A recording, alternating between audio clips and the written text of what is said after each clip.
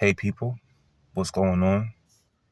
Very nice out right now, and I hope everybody's enjoying the first of the month. Make sure you don't spend all your welfare checks in one day, and also, I guess we could say it's White History Month since it's March.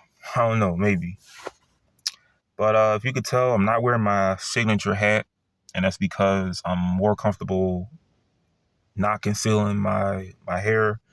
It's growing back very gradually, and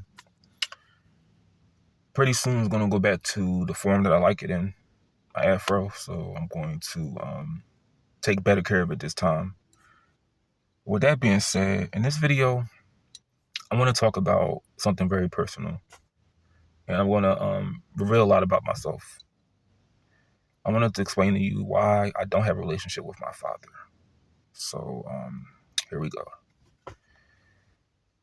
I've had a strained relationship with my father for about going on 7 years now, where we won't talk for a long time, and we'll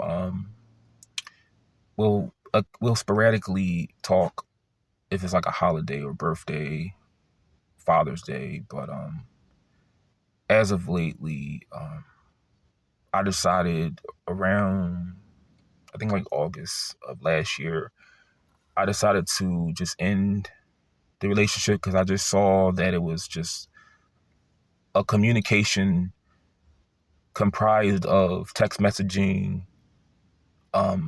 insincere, like just concern and phone calls, and it just didn't feel like a real relationship.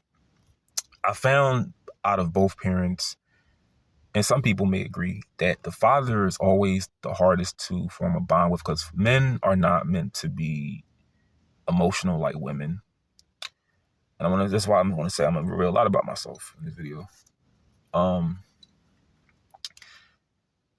Men aren't supposed to be emotional like women, but I grew up in a pretty like dysfunctional home because you're supposed to have a mother and a father. Not that I didn't have both parents, but I grew up in a home where my father, who was married more than once, different kids by different women, and I don't know how true it is, but I was told by my brother that he cheated on my mother with the woman he's with now. Now, that doesn't surprise me because I've suspected, I think since I was like 4, that my dad, I had this weird memory, and it just sort of resurfaced, um, like a few years ago. My dad would take us to school sometimes in this little red car, and there would be another lady in the car with us. He would drop her off, not with us, but she was like headed around that way. So he would drop her off, and I guess he was just a friend. He said they went to school together or something. But that there told me they weren't in love anymore. When I wouldn't been able to process it's wrong for like a man to be have another woman in his car when he's married. But that there told me that's a sign that they were already separated by the time I was born, or really after like age 3, because he was just with other women. And I've I don't really talk about this with my mother at all because I feel like it has put a strain on.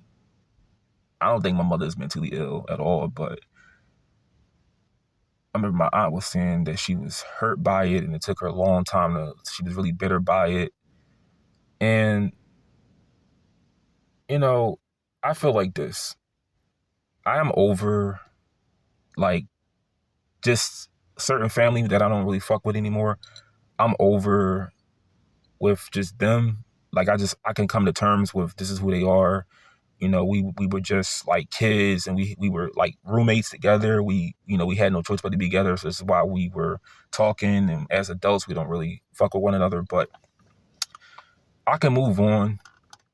But I can understand when, women are like, they dwell on it more than a man does. But I'm talking about this because it just kind of came up in my mind. My father, he he dated a woman he's with now. Well, he never married her, but he's been in a relationship with a woman that he's with now for over like at least almost 20 years. And I never got along with her. I didn't like living in the same room with her, the same house with her. It did hurt when we would get into arguments and he would take her side, or I got in my first fight with a woman, believe it or not. It was with her daughter. It was just like it was times when I just felt like he loved her more than me, and it was just harder to build a relationship with my father being around someone I didn't really like. I just put it like that. And my dad can never he can never understand what it's like, because you grew up in a household where it was function. I grew up in dysfunction. But she was a real control freak. She was very just she nitpicked a lot. It was things we couldn't do. We were boys living in a house with two women. She didn't like us wrestling, and it was just so much stuff going on. I'm gonna just be honest with you. My experience living with her, it caused me to hate women, mostly black women. I didn't really hate white women, because it's like what was weird at the time, and this is just me as a kid. I hated black women, because of the person I'm living with at home, and my teachers, and just some of the girls I went to school with. I just had a deep-seated hatred for black women. Now, that's going away, of course, but I felt like emasculated as a man, not being able to have fun, just having a woman tell you, don't do this, don't do that, your father not saying anything. And the only time he actually stuck up for me was when they first were about to break up. And then I guess she didn't have nowhere to go, so she came back. And a lot of women, I'm not saying all women do this, but women that don't make enough money or don't have a lot of education or skill, they work a job where they can't really live on their own. So that's why they're with a guy sometimes, because they need the security to be that a relationship offers. I like I said, it was just very short lived. Like, they left and then they came back, and it was just really because I feel like they had nowhere to go. But